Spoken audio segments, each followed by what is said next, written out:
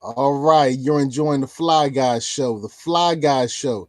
The Fly Guys Show is a series of melanated conversations focused on improving our collective situation. So tonight, we're going to continue along the lines of preventing domestic violence, preventing intimate partner violence. See, I believe that we have too much of it in our melanated, our Black, our African, our African diasporic, our Moorish, our indigenous, our Afro-Indigenous, our Native American, our whatever, Blasian, mixed, whatever term you want to use. I believe that we have too much domestic violence, intimate partner violence in our community. And to help me along the way, we have from Survivor's Voice, we have the beautiful Natalie Purdie. And tell us a little bit about Survivor's Voice. And then I know you have a video you want to look at, right? Yes, sir. Yes, sir. So Survivor's Voice, I am a voice for survivors, a lot of women that are currently victims who are unable to speak up at this time, but they want to be heard. So I'm always here to not just tell you their story, but as well as to tell my story. All right. So before we get started with the video, give us a little information on what the video is going to show us, and then we'll come back after the video and go right into the conversation. How people can determine if somebody's cray cray, if somebody is dangerous, how somebody can determine if this is a person you do not want to get in a relationship with. But give us a little prelude for the video. So a prelude for the video is with Dr. Phil. His wife has her own foundation. And the video, who's talking? Nobody. The video is going to show the 9 signs that a lot of times we ignore, or we may not even realize that they're signs that he's cray cray. All right, and joining us tonight is the beautiful Queen Phoenix from Phoenix Rise Movement. Tell us a little bit about Phoenix Rise Movement. Hi, yes, Nicole, glad to be up here tonight. To let you know about Phoenix Rise Foundation, we actually focus in on helping domestic violence victims through mentorship, counseling, as well as inspiration, and we also educate family and friends on how they can support or even identify if they have an individual that's in this type of situation. But we definitely are here to let them know that they're not in it by themselves and bring awareness to the community and also everyone else out there to let them know that, hey, this is an area that we need to take serious and that people need to get the support. All right, so this video is called the 9 Warning Signs of an Abusive Relationship. Natalie, what are some of the 9 warning signs? Some of the 9 warning signs is control, being controlling, quick-tempered, quick to be in a relationship, jealous, possessive. Those are just a few of the signs.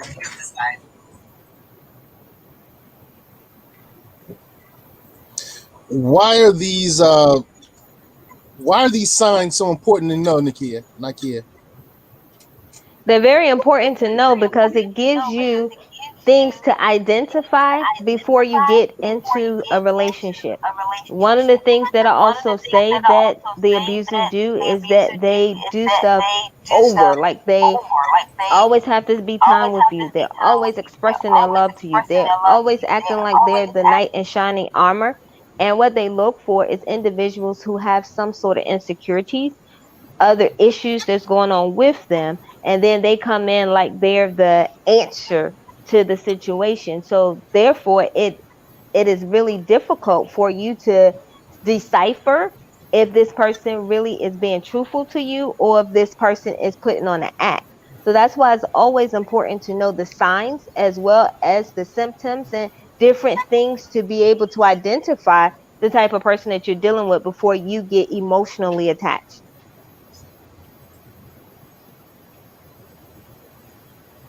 Here are the warning signs. It's often an abusive relationship. There are signs that are consistent: quick involvement, extreme jealousy, controlling, threats of violence, abrupt mood changes, verbal abuse, breaking things, use of force, and a history of past battery. Um,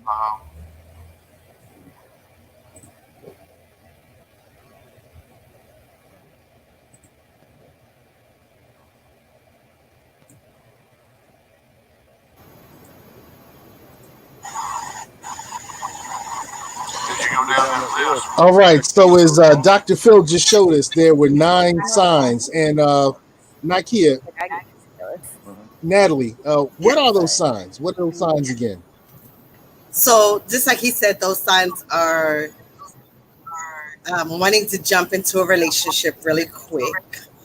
I've had that in my abusive relationship, wanting to be so quick to be involved, moving so rapidly. And when you don't know the signs, you really think that this is just a good thing about this relationship. He's really into me, and things are maybe just moving fast. But moving too fast is a sign, and it's not a good thing. It's actually a warning sign. Um, Extreme jealousy. Again, if you get in, sometimes you get into a relationship Yeah. and you think him being jealous is just that he really, really likes you. Um, we all have a certain part of us that we are jealous, but when it becomes excessive and extreme jealousy, that's not healthy. And that's another warning sign. Accusing you of cheating or emotional neglect or isolation, trying to have control over you, threats of violence in the relationship. Sometimes these threats are ignored, or you may think that he or she is just saying that, and you may not take the threats serious enough. Abrupt mood changes is also another sign. Can be happy 1 minute and then just so quick to blow up and be angry. That's another one. And when I say, I mean abruptly, like laughing and then in the next minute, extreme rage. That's a warning sign. And using objects in the middle of an argument, maybe throwing things at you or using any kind of weapon, even if they don't use the weapon, but even to threaten you with a weapon is a sign.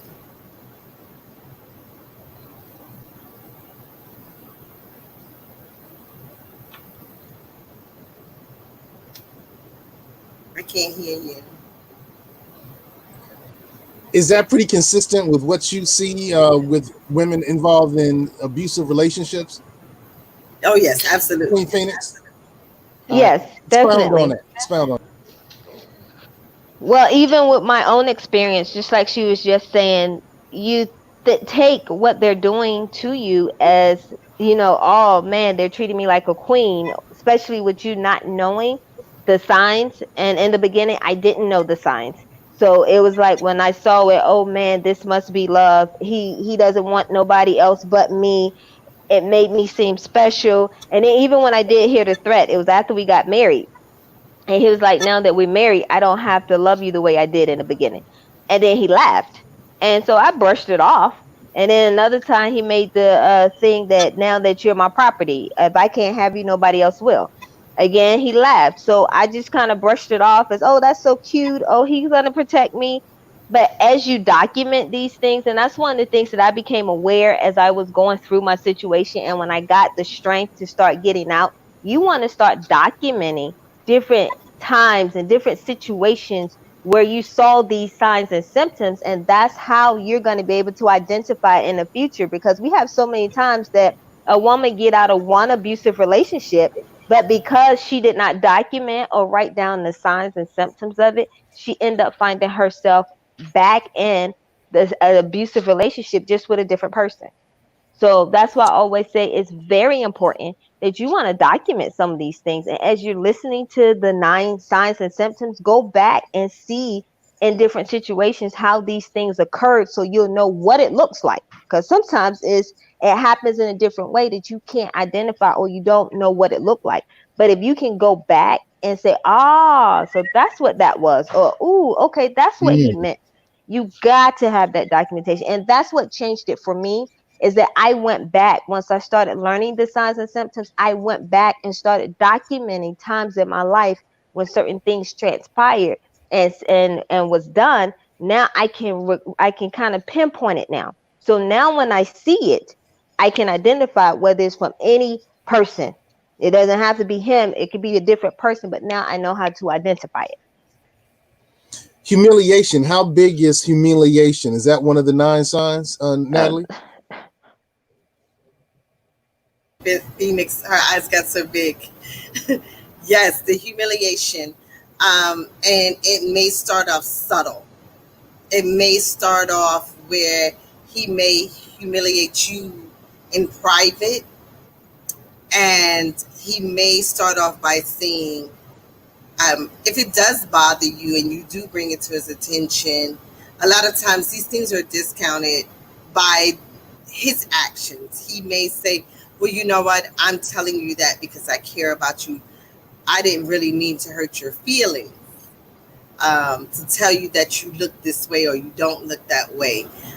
And then the next time and he says, he may even make that promise that I'll never do it again. And then the next time that he does it, you may see a different side of him to say, well, you're just too sensitive.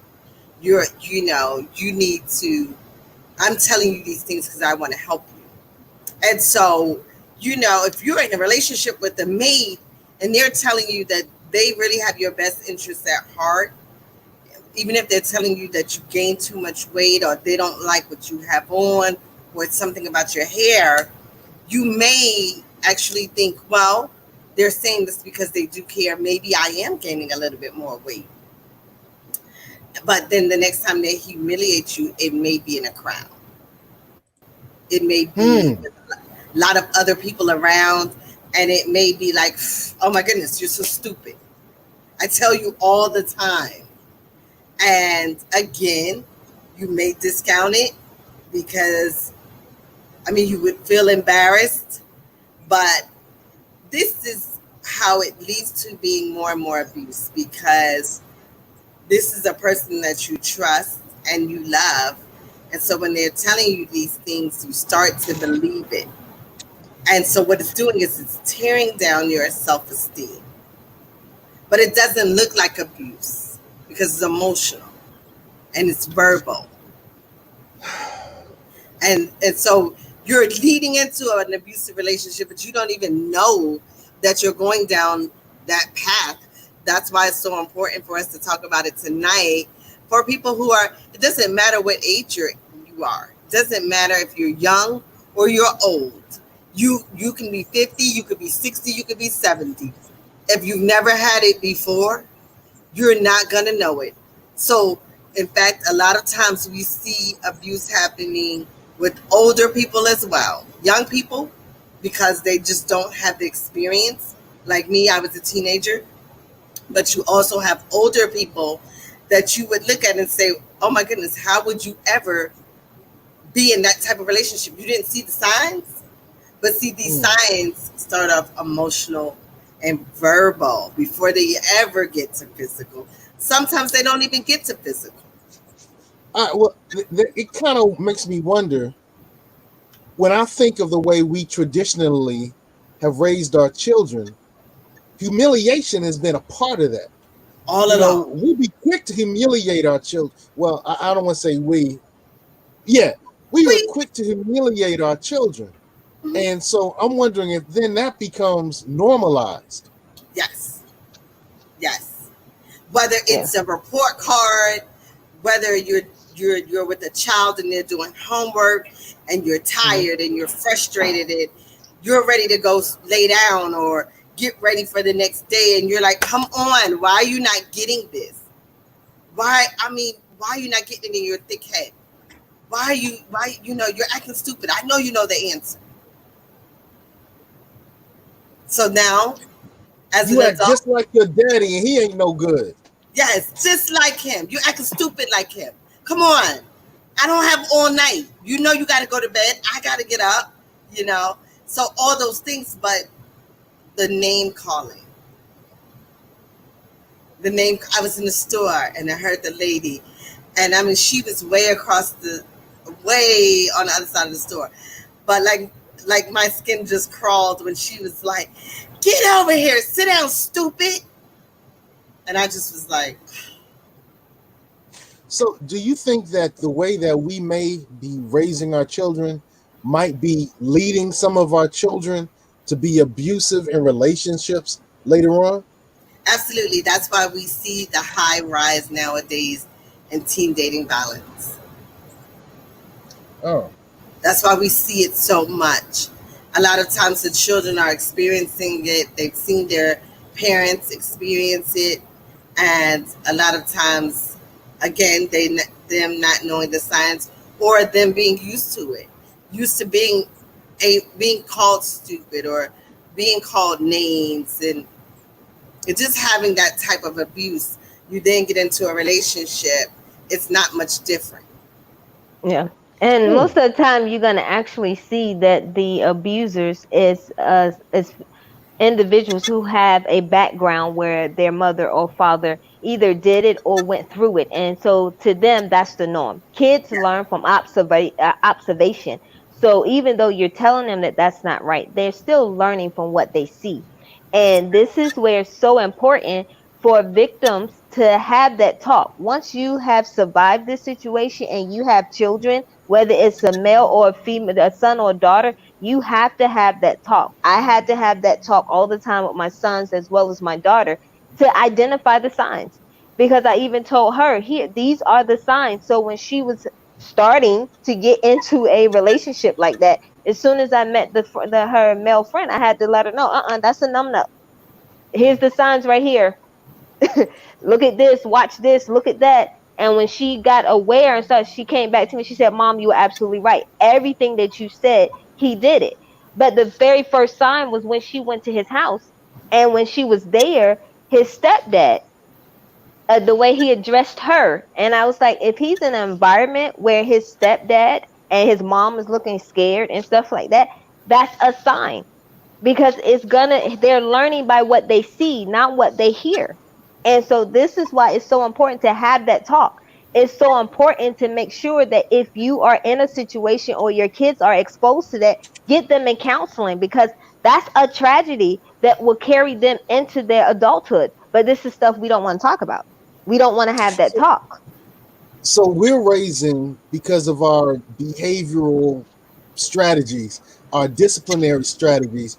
We're raising abusers and abused to be Hmm. normalized. Yep. Wow.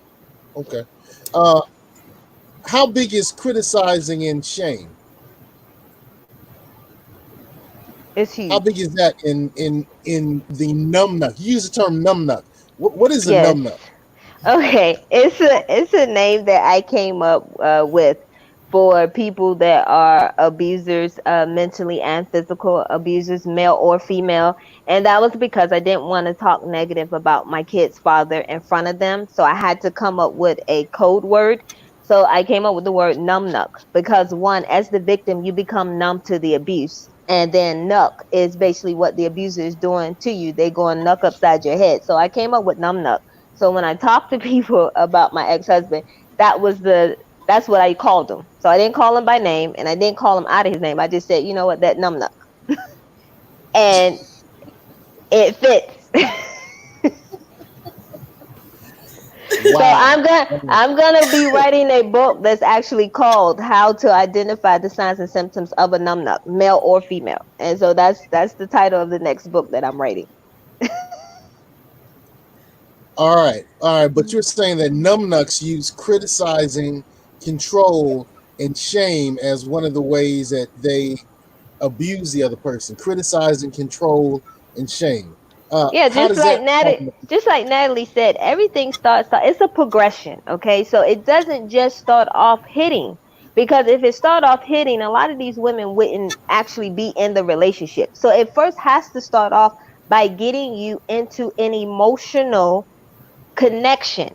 That emotional connection starts off with the mental control, the emotional control. They start off all sweet. If one thing you notice, they're going to ask everything about you. They're going to let you do all the talking. Why? Because they want to find out everything that they need to know so they can put on an act or a show to get you emotionally connected. Once you're emotionally attached, then that's when the other things start happening. And then you start saying, well, hold up, that can't be, because he's this way, because he's that way. He's so sweet. Oh, he listened to me. Oh, he's not this. And now you start blaming yourself. It had to be something I did, because it couldn't be Hmm. him. And so we justify the bad behavior because that's not how it started out. And that's how we end up in the trap, because we're emotionally attached. So the emotionally attachment calls you to justify when the bad behavior starts. Your thoughts, Natalie. I totally agree. Another sign that we don't talk about much is the non-emotional, not having any emotion. And so that's how it was in my case. There was no emotion. Hmm. There were times that he should have maybe have been a little upset. Never saw it. There were times that I never saw him sad. I never saw him extremely happy. It was very rare that I saw him in a great mood, unless like maybe he was a little tipsy. But other than that, he was always even keeled. There was no different transitions of a mood, and that's not healthy. So really, what it was, he was a ticking time bomb. He was bottling up all those emotions: bad, sad, mad, happy, joyous, all of the emotions that we should have. He had none. He was just straight across the board all the time. I took that sign as he was just very mature. That's what I thought. Mature? Thought he was very mature. He was older than me. I thought he was mature. So things that probably guys that I dated before him would have been like, yo, that's not right. He wasn't. He was just like, okay, all right, that's cool. When I was telling him that I was thinking about breaking up with him, he wasn't sad. He wasn't mad. He wasn't upset. He was nothing. He just was like, He was okay, already in control. He's like, okay. you think you breaking up with me? Yes, that's what he Okay. was thinking in his mind. All of those things were happening. I probably would have been more on my guard if he had had the reaction I thought he would have had, like, wait a minute, what do you mean? Something. There was nothing. So I was just as relaxed as he was because he was so relaxed. Interesting. Interesting.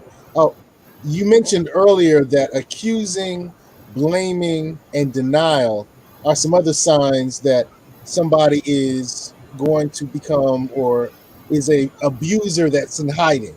Yes. Accusing, blaming, and denial. Can you two speak to that? Oh, yes. So accusing is accusing you of doing something wrong, or even in the moment of something being wrong, accusing you, blaming you, saying it's your fault. It's your fault I'm angry. It's your fault I hit you. It's your fault that I'm jealous because you already know how I am. I don't know why you did that. And then denial. Denial is the huge one for someone not to take ownership for something that they did, whether it's something jealous, whether it's something that they hurt your feelings, maybe even if they did strike you, to then deny it, to say, I did not hit you. That's a huge red flag. Or I didn't hit you that hard. I didn't mean to hit you. But definitely the types of denial, even being jealous. I'm not jealous. Any type of denial, is a huge red flag. But definitely the accusing you that it's your fault and blaming you for their actions and not taking ownership.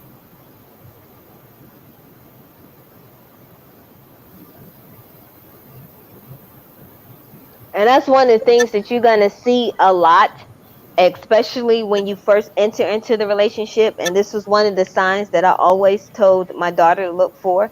And those are times when a person that you're talking to, the first thing they want to say is always telling you a sad story, but they never had anything to do with it. It was always somebody else's fault, or people are treating me this way. I don't know why people are treating me this way, but I'm going through this because of this. When you have a person that every time they come out of their mouth, they're a victim of something, yes, you better watch out for that, because they're not taking ownership of certain situations that they are involved in. And if you see that the only element after each situation that they talk about, that the elements are different, the only person that don't change is them, that's a Hmm. huge red flag. Because they're bringing something to that situation. And I always tell people that you play a part in every situation. There is a cause and effect. And even because someone calls something, you still have a choice to react to that. So if you react the wrong way, you have to take ownership for your reaction. But most people who are the abusers will not do that. Everything is always somebody else's fault. They're constantly putting the blame or accusing that person. Oh, I wouldn't have acted that way if you wouldn't have did this. Or I wouldn't have said that if you wouldn't have said this or said that. It's always on you. So now you, as the victim, is constantly trying to change yourself to fit their picture, hoping that, hey, if I can just better me, this will stop. And it doesn't, because they're never satisfied. It's always going to be something else, because the problem is not you, the problem is them. Hmm. Hmm. And one of the last things that you mentioned, Natalie, was emotional neglect and isolation. Emotional neglect and isolation. Speak to that. So the emotional neglect is, again, not having any kind of feelings towards you. Now that you are more connected to this person, now that you're in love with them, now they've neglected you emotionally. They don't care about your feelings. They don't care about you being sad, mad, whatever your emotions are. They've now neglected that. Um, and isolation, the isolation is another huge red flag that happens often. And what I mean by isolation is they've now moved you to the point of isolating you from everyone else. And so now you don't know how to pick up the pieces to try to contact anyone else, because they've already started to see the signs happening. So they may either be frustrated and don't want to deal with it, and the fact that you're not going to leave that person, or you just may not know how to reach out to them because he's made you think that they're no good.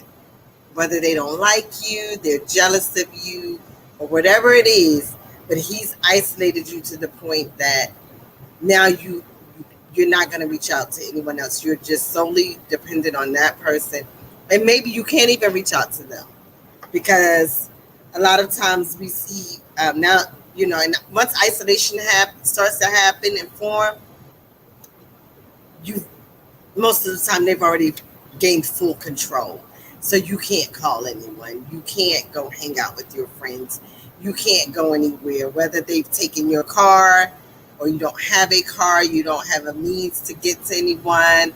They are monitoring your social media, monitoring your cell phone, your emails, or anything like that. So you're isolated from any and everyone.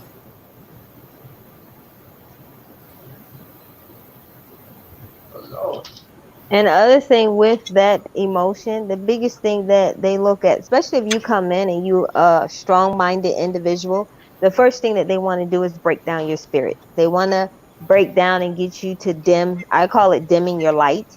My issue that I faced is that me and my ex was actually in college together, taking the same class. If I passed the test and he didn't, that's a 3 hour argument when we got home. And I'm like, okay, what's the issue? I passed the test and you didn't. But it's for me to dumb me down. It's for me to turn my light off just so he can look good. And that's their thing when they're looking to take away your emotion, especially if you're a strong minded person and you're used to standing up and you're used to vocalizing yourself. The next thing they want to do is, hey, they want to take that from you because they're intimidated with your strength. So they take Mhm. that from you by using different emotions and making you feel bad for being smart, making you feel bad for speaking out and for having a voice. Those are the things that they just make you feel bad. Then to isolate you from your family, because I had a huge family support. But the isolation comes in where they tell you in secret, I'm going to do harm to your family. My best friend was my mom. But his issue was me spending too much time with my mom. I'm like, okay, I don't have a lot of female friends. My mother is my best friend. But that's the issue because he knew that was my strong support. So whoever is your strongest support, whoever gives you strength to keep your light shining, are the ones that they take away from you. Now, if you got a friend that doesn't say much and agrees with him, he'll let you keep those. But the ones that give you that strength and keeps your light shining are the ones that they isolate you from because they want to take away all the strength that they can possibly have. So now when you're dealing with just them, you have no hope and you feel like the only person that loves you, the only person that can help you is them because they take away everything else from you. All right, so I have a son, I have a daughter. They're both getting ready to start dating and having relationships. What should I teach them to make sure that they don't accept an abusive relationship? Uh, Natalie. You should teach them about all of the signs for a healthy relationship.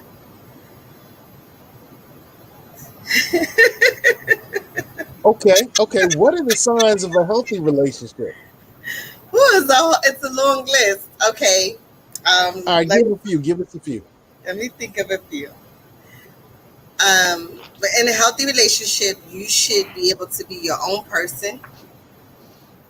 You should be able to um, you should be able to have your own friends. It doesn't have to be that you have to both have the same group of friends. There Oh, should okay. Okay. Now I'm thinking like a lot of the girlfriends I had were like, I need to change you. I got to do this. I got to do that. And I don't like you hanging out with them friends. That's not a So healthy I should have relationship. known make them chicks hit the highway back. And, I should have known that. Yeah, Okay. that's right. Okay. You have to have trust. You have to have honesty in the relationship. They should respect you for who you are. Um, it's healthy to disagree, but you have to learn how to fight fair. There should never be any name calling, any putting you down, make you feel worthless. In a healthy relationship, you should be able, to talk about it. It's okay to be jealous, but because you're gonna be jealous, but it's it's Oh yeah. it's it's how you handle it. It's okay to be a little jealous, but when people are starting to be controlling, then that's not healthy.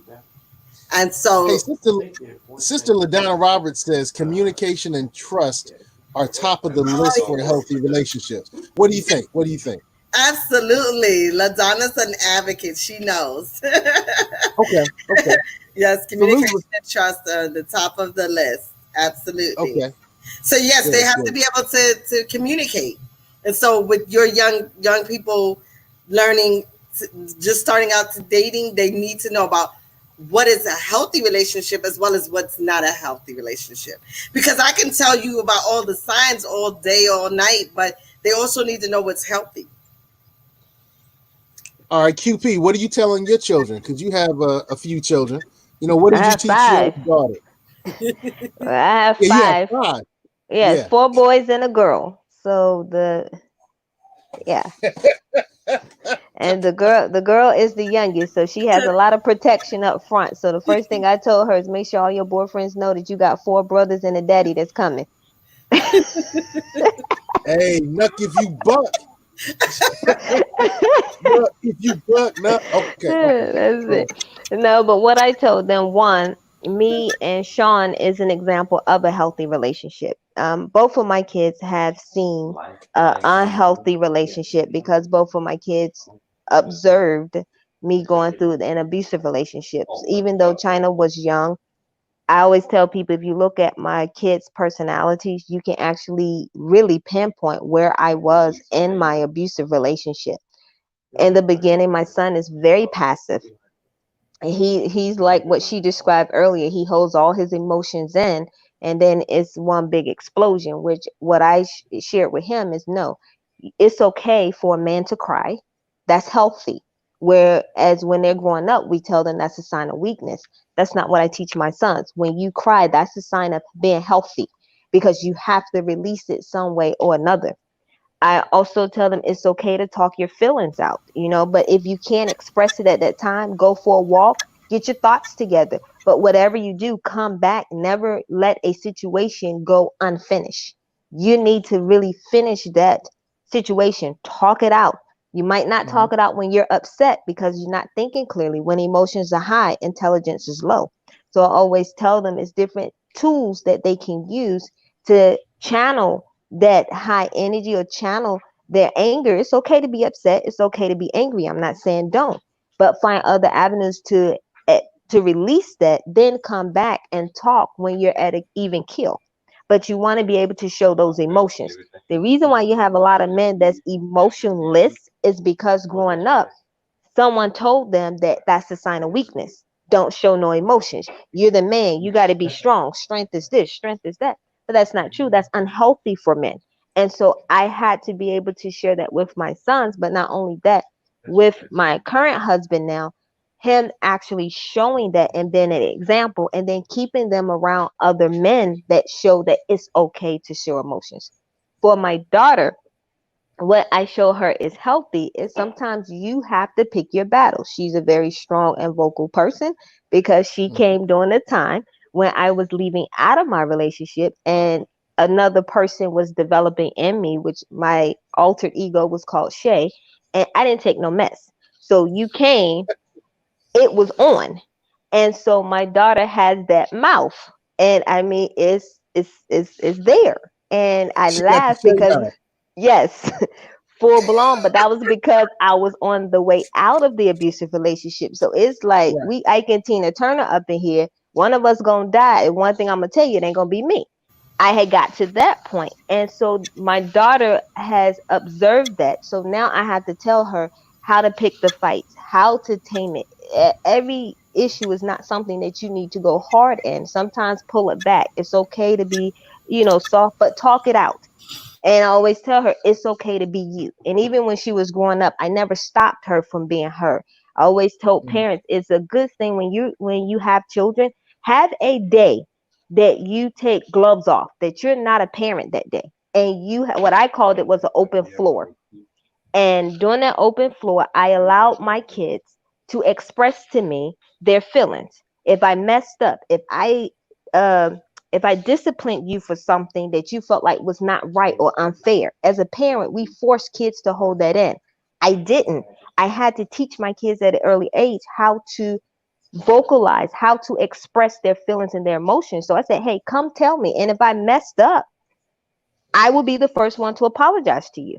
But if it's something you just don't understand, give me the opportunity as a parent to explain to you why I discipline you so you can have, and that is a way to teach them healthy relationships. Healthy relationships starts with mother and father first. Your daughter first experience of the opposite sex relationship is you. My son's experience of an opposite relationship is me as mom. How is their relationship with mom will determine their healthy relationship with women moving forward. A daughter's relationship with her dad is going to determine a healthy relationship moving forward with the man. So those things are very important because kids don't learn by telling, they learn by observation, what you show them. So even with my daughter, Sean took her when she turned 14 out on father and daughter dates to show her and teach her how a man's supposed to treat her on a date, how he's supposed to talk, conversations they supposed to have. Now because she see it, when she now goes and starts dating, she knows what a healthy relationship look like versus what a unhealthy relationship looks like. So those are the things that's All important. right. So, you both mentioned healthy versus unhealthy. What are we seeing on TV? What are we seeing on video? A What are we lot of seeing on foolishness. Facebook? What are we seeing on Instagram? A lot of unhealthy, a lot of unhealthy relationships, especially especially when we see a lot of the reality shows. Of course, it's a lot of drama. It's a lot. You see a lot of people cheating. You see a lot of jealousy, the fighting. We see everything on TV, even the drama, the things, the shows that we know that are not real.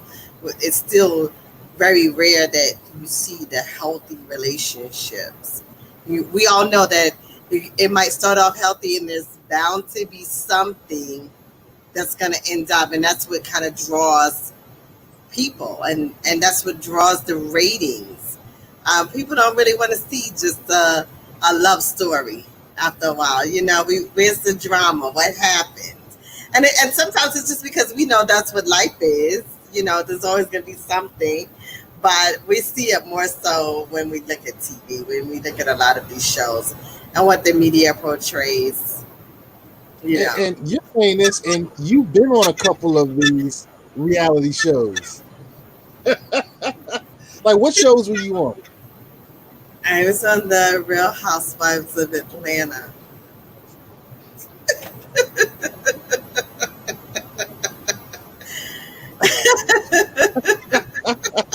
I can't with him. I can't with him. I'm not. I'm not gonna go there. But wait, So I we sent you talked about. I sent you the list of the healthy. I sent you the list on the private chat. Do you see it? I see it. I see it, and I'm going to paste it right now. And So so she wants me. She wants me to move away from talking about her on the Real Housewives of Atlanta, and so you're supposed to be a authority upon this, and you're on the Real Housewives of. But you know what? Isn't that the show with Candy? wait. So Isn't that the show with Candy? no, That's the show.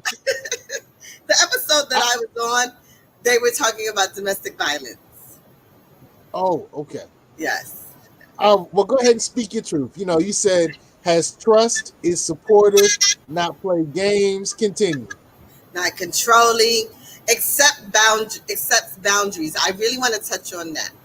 So, one thing I think that you really need to emphasize with your young adults that are about to start dating is about boundaries. And we all need to teach our children and go more in depth about boundaries. A lot of times as parents, we don't know how to talk to our children about boundaries. We may give them some of the information, but sometimes we're fearful about giving them too much. But we have to understand that the media, whether it's the internet or it's TV or even at school where other children are more subjected to more things, your children are going to learn it. So don't be so afraid to talk about, in-depth subjects about boundaries. And so when I talk about boundaries, what I mean is not just making sure that it's an unwanted touch or anything, but letting them know someone trying to force a kiss, or it doesn't even have to be a sexual type or a physical type of boundary. It can be the type of boundary that my father said that my curfew is at 10 o'clock. Mm-hmm. This is my boundary. I cannot be late. And I need you as a friend or even if you're in a relationship with a person, or even just your friends, to respect your boundaries. No, I don't lie. No, I'm not going to steal with you. No, I'm not going to go and be in the car if I know that you all are doing something wrong. Those boundaries have to be set. And if someone tries to break your boundaries, then guess what? They don't respect you. If they want you to break your boundaries, it's basically like you telling me these are your morals and these are your values. And I'm telling you, never mind your morals and values, and I don't respect them, then I don't respect you as a person. And for my young men and my young ladies, but especially my young ladies, if a boy does not respect his teachers and he does not respect authority, he will never respect you. Period. Ooh. Period. Ooh. There's no gray line, no thin line. Period. That's what it is. Yo, that's so simple, So simple, but it's so so true. instructive. So true. Oh, wow. So you're telling those young ladies not to date the bad boy. That's correct. Don't think that a bad boy is only going to be bad when you see him up against somebody else and he's not going to turn out to be bad with you. You know, and that's what social media and just the media itself, they make us think like, oh, you need a bad boy and he'll be there to protect you. Yes, but that same temper sometimes can't be cut off. You can't control that. But that's the same thing for boys too. Don't go for the crazy girls, because you got some crazy women out there too. So if they crazy, me and Sean have this saying: if a person is But it's not, so good. yeah, The girls that are cray cray, so they got the cray cray. Okay, I'm just saying. I'm a mother of it's four so boys, good. so I'm telling you, I do both sides because I got to protect my boys. So we have this saying that if a person is cool 90% of the time and not cool 10% of the time, they're cool. If a person is not cool 90% of the time, but cool 10% of the time, they ain't cool. And it's the same way with it, because you can see a girl act crazy with one guy and think, oh, well, she ain't gonna do it to me. No, it just hasn't happened to you yet. If she cut up one guy clothes, she gonna cut up your clothes too. Just let you know.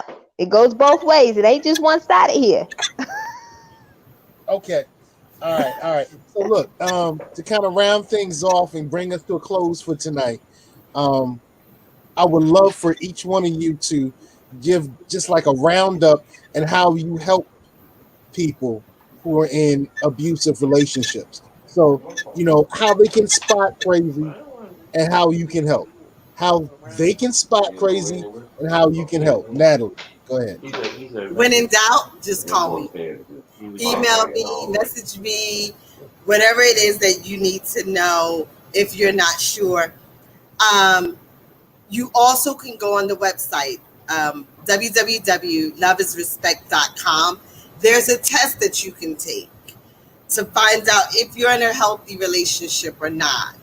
And that website is run by teens for teens. So again, that's loveisrespect.com. But definitely come back to this video, look at the 9 signs of the unhealthy relationships, because those that usually typically lead to the abuse, and just also look at the signs of a healthy relationship. You All can right, reach me on QP. Facebook under Natalie Purdie and on Instagram under Survivor's Voice. All right, say that one more time. I'm Facebook sorry. where? Facebook, it's Natalie Purdie. And on Instagram, it's Survivor's Voice, at Survivor's Voice. Okay. QP. QP. Yes. I always tell people, when you're ready to get into a relationship, let me talk to them. I don't got to see them. I always got to talk to them. 2 seconds talking to them, I can let you know whether it's good or bad. Because I tell everybody, I thank my ex-husband for teaching me how to smell bullcrap a mile away. But the other thing is that you can reach out to me on Facebook, Nikia Queen Phoenix.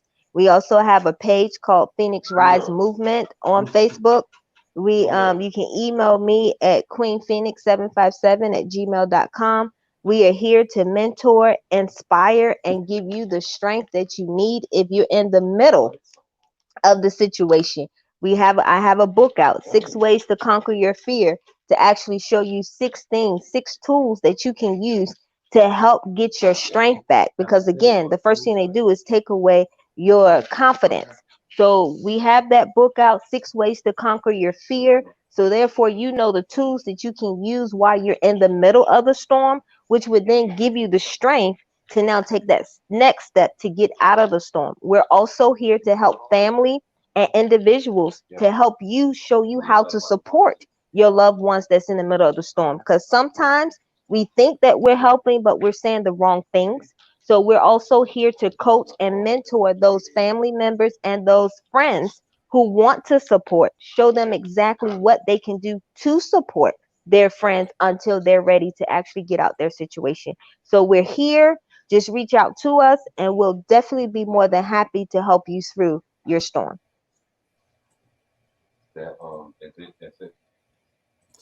All right, all right. Queen Phoenix 757@gmail.com. All right, well, with that being said, I just want to thank Natalie and Queen Phoenix for sharing their insight. The Fly Guys Show and Phoenix Rise Movement and Survivor's Voice come together tonight for a conversation, a solution-focused conversation, so we can help end some of the intimate partner violence, some of the domestic violence, some of the violence upon women in our community. So thank you for checking it out. Share this video, like this video, subscribe to the channels, and we'll see you in the future. We'll see you in the future. Stay fly. Stay fly.